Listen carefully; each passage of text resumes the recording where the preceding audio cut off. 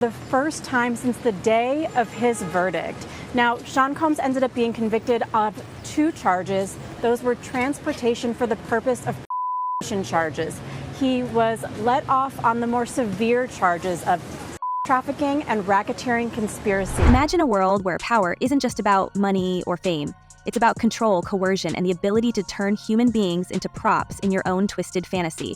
That's not a scene from a dystopian blockbuster, but the reality federal prosecutors say Sean Diddy Combs built behind the velvet ropes, and the world a federal judge just confirmed in chilling detail in a 16-page ruling that leaves no room for escape. Over slow-motion glimpses of Diddy's iconic red carpet strut, all flashbulbs and designer labels, we find ourselves colliding headfirst with the verdict.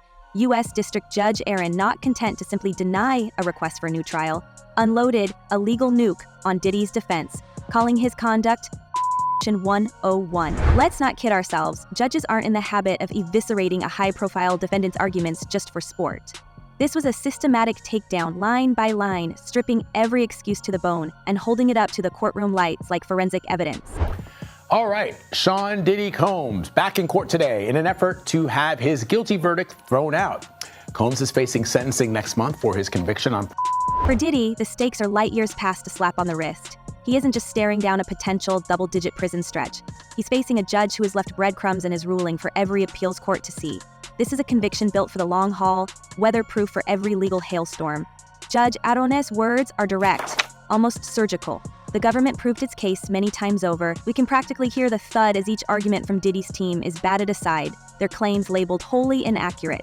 Rarely does a judge set out to not only win the round, but to salt the earth for any hope of a rematch. As the ruling lands, the message is clear. What happened here isn't a single mistake or a wild party gone off the rails. The pattern is the crime. So what exactly did the government drag out from the shadows?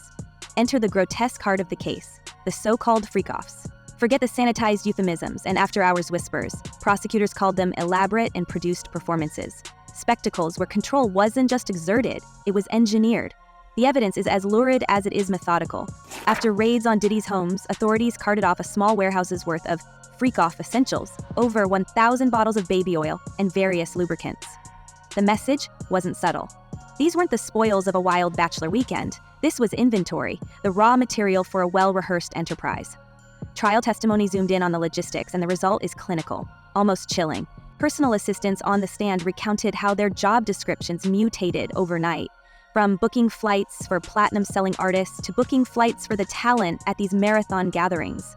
Bodyguards found themselves transformed into concierges, not for safety, but for coordinating hotel suites and running interference. Other employees described post-event cleanup duty, scrubbing the aftermath of multi-day romps, all to make sure the real story never breached the bubble of luxury. Referred to me as Wild King Nights.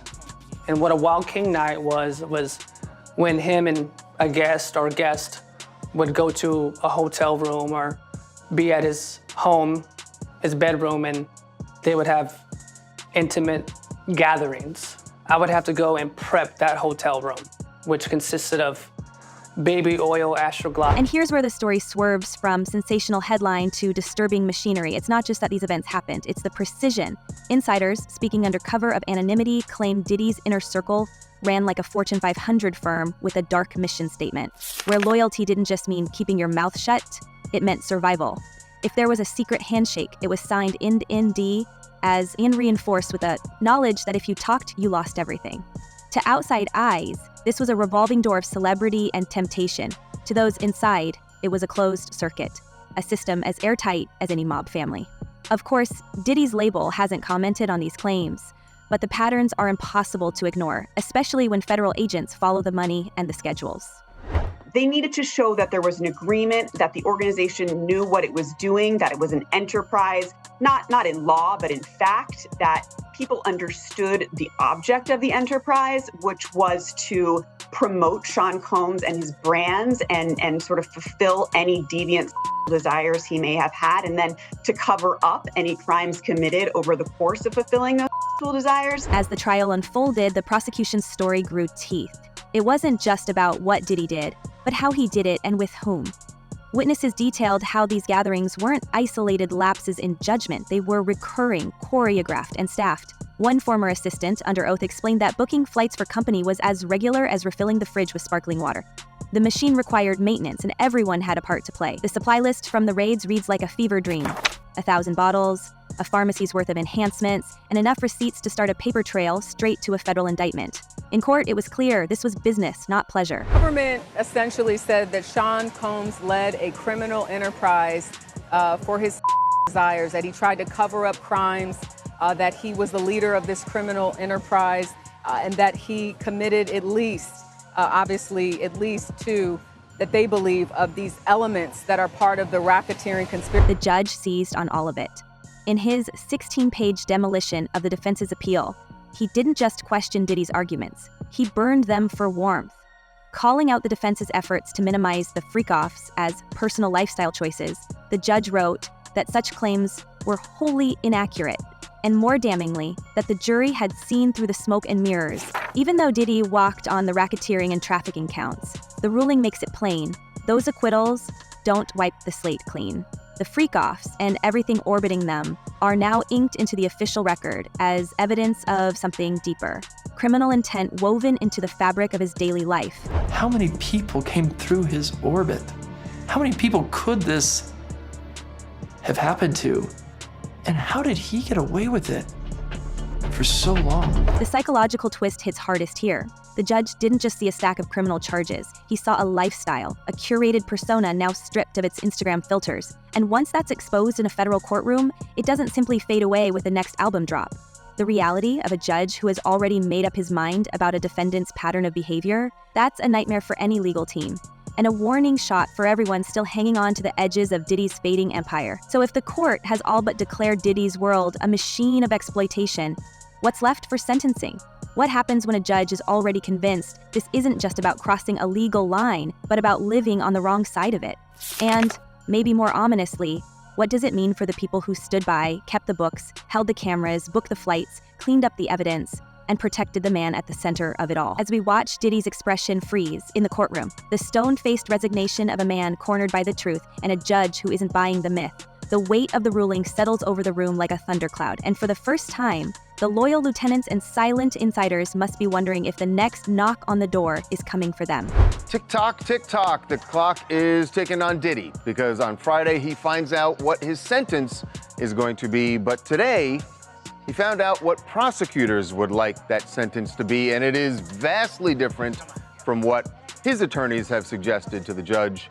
Prosecutors want him to do 11 years, just over 11 years. It's almost whiplash. One moment, the probation office steps in and suggests Sean Combs should do 5 to 7 years. The next, federal prosecutors swing for 11 years and 3 months. We're not just watching a negotiation over months on a calendar. We're seeing a fight for legacy in real time.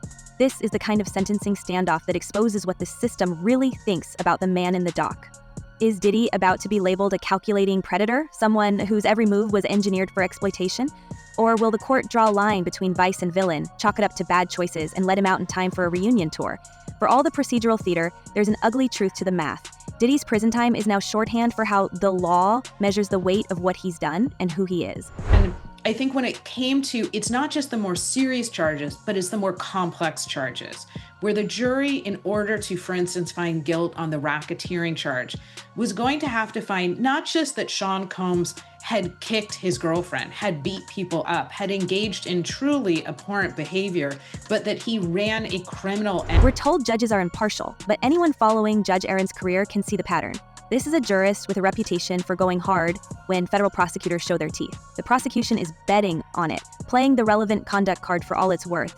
That means every shadow, every rumor, every detail splashed across those 16 pages can be fed right into the sentencing meat grinder. As former federal prosecutor Niyama Ramani flatly warned, the judge can consider other relevant conduct. We're talking about the substances, the violence, the coercion, even if he wasn't convicted of it. This isn't the polite fiction of separate charges. It's a judicial green light to turn every ugly secret into ammunition. The freak-off parties, once paraded as wild legend, are now cemented as damning evidence. They're not just salacious background, they're a character study. And Diddy is starring in a role he can't rewrite. But behind the headlines and the courtroom chess, the cost is measured in people. Cassie Ventura's letter, delivered to Judge Aaron ahead of sentencing, doesn't bother with euphemisms. She pleads with the court to remember the many lives that Sean Combs has upended with his abuse and control. Ventura isn't just a voice in the crowd. She's the face of the prosecution's entire case, a living record of 10 years inside Diddy's orbit, testifying about the relentless control and intimidation that defined her relationship. Cassie's story is echoed by other women, identified only as Jane and Mia in court, who described being drawn in, used up, and discarded. For them, this case isn't abstract. It's the debris field of real damage. I'm sorry, I'm just like really, I'm in this moment right now. This is crazy. Sorry. People don't really know how much what it does to you when something that you love is taken from you and thrown away like it don't even matter, and then they move on with their lives and you're stuck. You're stuck during those years. You're still stuck 21 years later. Then there are the employees, trapped somewhere between bystander and accomplice. Their stories turn the camera around on Diddy's empire, stripping away the pop culture gloss. One assistant described, under oath, how Diddy's team allegedly paid $100,000 in cash for hotel surveillance footage, evidence of an assault, a moment the world wasn't supposed to see.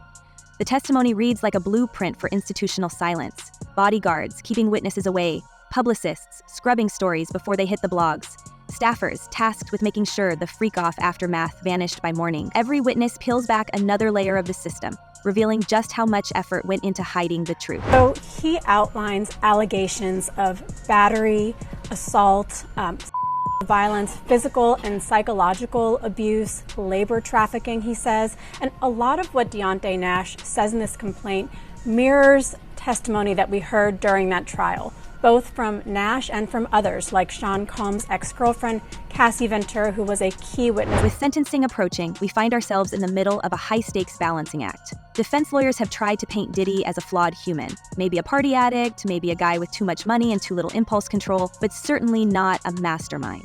Their argument, he's guilty of poor decisions, not organized criminality.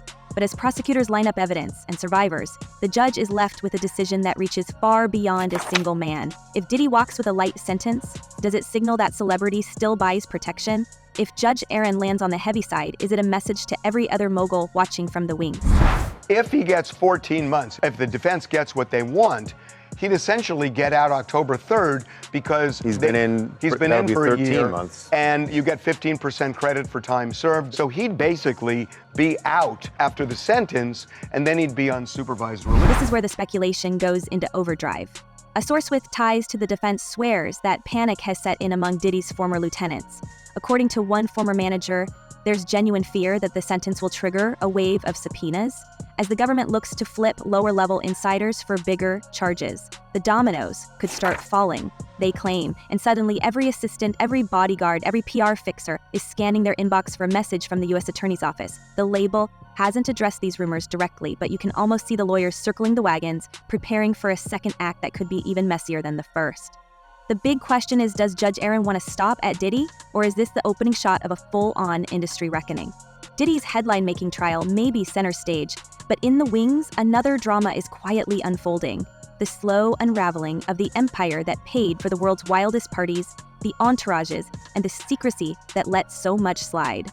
Prosecutors didn't just focus on what happened behind closed doors. From the start, they painted Bad Boy Entertainment not as a simple label or lifestyle brand, but as the operational hub of something darker, a financial engine powering not just music, but an entire machine built to hide the worst behavior. The indictment accused Diddy of leveraging his business clout and resources to fulfill his desires, shield his image, and cover his tracks. This wasn't just a man living large, it was an entire financial architecture, allegedly repurposed for control, intimidation, and self-preservation. There has been no profit motive involved at all. The last word is profit. He's already rich. So whether or not he had the freak-offs or he did whatever. Follow the money. Well, there is no money. Exactly. I mean, the freak-offs aren't okay, the way in which I read it, it's not an illegal business. A freak-off is a freak, or whatever these things are, right? But the profit, that last word actually got my attention. It's the kind of accusation that should have blown open the racketeering case. And yet the jury, after weeks of jaw-dropping testimony, couldn't quite make the RICO conspiracy stick. On paper, Diddy walked away from the worst charge. But the money trail lingers like smoke after a fire. While criminal convictions require a high burden of proof, civil litigation and government audits play by a different set of rules. That means the very structure that once kept Diddy insulated, shell companies, hush money, complex royalty deals, could now be the loose thread that unravels everything. Some insiders point to the way Cassie's civil lawsuit quietly evaporated after a rumored massive settlement, hinting that other alleged victims or disgruntled employees could come forward if they smell blood in the water or a chance at a payout. Civil suits and forensic accounts are where legends go to crumble. Now that Diddy's business dealings have been thrust under the harsh glare of federal scrutiny, every transaction starts to look suspicious. The music mogul's carefully curated web of partnerships, real estate, fashion lines, endorsements could face a parade of subpoenas and discovery orders. Private jets and mansions might end up as bargaining chips in negotiations, or worse, seized as evidence if investigators find they were bought or maintained with dirty money. Even as Diddy's sentencing grabs headlines, there's an undercurrent of anxiety in boardrooms and accounting offices across the industry. If federal authorities start tracing funds, who else is implicated? And how deep does the rot go? That he has, with others, and just because no one else has been charged, which normally in a RICO case you would have others charged, it was a statute that designed to get mob bosses, trying to get at criminal behavior that's like a web of criminal behavior that you can't necessarily prove, like the one thing or the statute of limitations expired on the other thing, but you're just showing this bad guy who's operating what's clearly an enterprise that over and over engages in criminal problems or criminal acts. Meanwhile, there's the fallout. No one can really control the reputational damage to everyone who got rich riding the same train. Longtime associates, executives, and silent partners have all built fortunes and careers on the back of Bad Boy's success. Some probably never questioned the source of all that easy money. Others might have guessed, but convinced themselves to look the other way. With financial records now in play and civil cases looming, the industry faces a moment of reckoning. Auditors and investigators may not care who wrote the hits. They'll want to know who signed the checks, who authorized the transfers, and who approved the hush payments that kept the operation running for so long. This is the slow-motion train wreck that keeps the industry up at night. Diddy's sentencing is just the visible tip of the iceberg. The real threat might be what happens when the money stops flowing, the lawyers start talking, and the empire's walls crack from the inside. If even a fraction of the prosecution's claims about financial manipulation are true, Diddy could lose more than his freedom. He could see his fortune picked apart, piece by piece, in courts and conference rooms. And as that process unfolds, the uncomfortable question looms: if Diddy's world was built on exploitation and silence, who else is about to pay the price? It's probably leaning towards guilt. Now, on the racketeering, I agree with you that the predicate acts may be found, but that's not all they need. There's an ultimate question. The first question on the jury verdict form is, do you find him guilty or not guilty of racketeering? Before you even get to the predicate acts, which you only get to if you find guilt, they could just be hung up on that question and say, this guy's not Tony Soprano. I am not convinced that I even want to find guilt. Of course, in the court of public opinion, none of this unfolds in a vacuum. Every day, more voices pile on, demanding the kind of accountability that rarely sticks to the ultra-rich and ultra-famous. We've seen it before, titans falling only for their inner circles to scatter, rebrand, and resurface under new banners. But the evidence here, the scale, the paper trails, everything feels different. The survivors aren't just seeking their own closure. They're pushing for a new standard, one that says power won't protect you from consequences no matter how many hits you wrote or red carpets you walked. The final moments before sentencing now hang over the story like a loaded question. Is this where the cycle breaks? Or does the machine just shed one operator and find another? Some observers point to the long list of celebrities, fixers, and hangers-on who were named in testimony. Some with their own skeletons, some just unlucky enough to be caught in the orbit. In a world where everyone loves a comeback, who will be left to pick up the pieces when the doors finally slam shut? As the slow zoom closes in on Diddy's stony face in the courtroom, we're left with only whispers and the faint, metallic echo of a future slamming into place. His lawyers called this a witch hunt. The judge called it PROST1TUT1ON. But what if both sides are missing the mark? What if this moment isn't an ending at all, but just the first tremor? One that shakes up not just Diddy's empire, but everyone who ever looked away, signed an NDA, or cashed the checks that kept the whole charade alive. Now here's the real cliffhanger. Will Diddy's fall finally force the music industry to come clean? Or will the silence just get louder? Drop your hottest theory in the comments. Who do you think is next in line, and will any of them ever see the inside of a courtroom? Hit that subscribe if you want to stay in the loop. Until next time, keep your eyes open and your secrets close. Because in this business, the next headline is always just one bad secret away.